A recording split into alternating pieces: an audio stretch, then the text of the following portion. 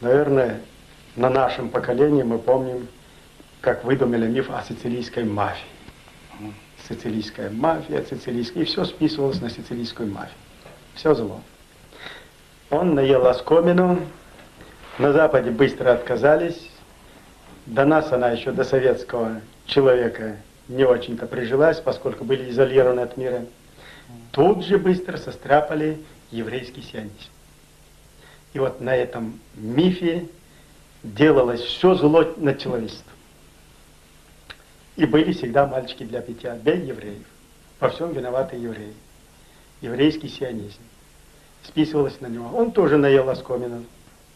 Его бы и продолжать были желающие, но евреи окрепли. С ними шутки уже плохо в мире. Большой капитал в руках, средства массовой информации. Веками вот этот вот несправедливый, насильственный механизм уничтожения народа, целого, нации, выработал в них стоическую, иммунитет, который всегда имел возможность противостоять.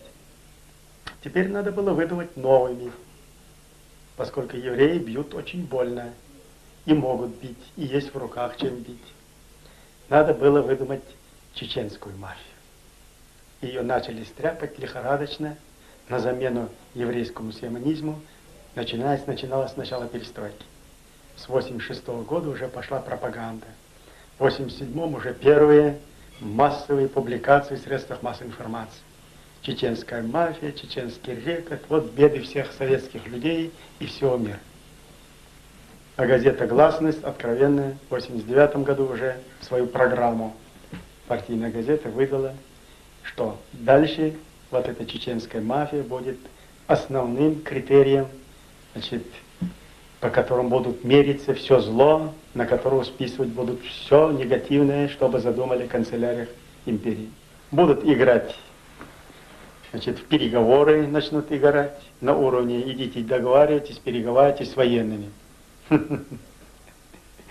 Вместо того, чтобы решить на государственном уровне, кардинальное, радикальное решение принять, управлять процессом, вот они будут, вот давайте там с полевыми командирами, там с командирами частей на местах, пусть они между собой договорятся. И вот будут играть в эту игру и затягивать дальше. А чеченцы будут готовиться к весенне-летней кампании. Будут готовиться. В ближайший месяц будет вот такая вот возня. А чеченцы не будут сложа руки сидеть. Нам надо очищать землю.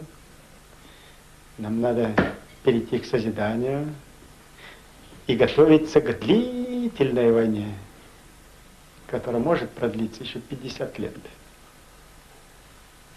Эта война уже вышла за рамки узких пониманий, она уже идет далеко-далеко.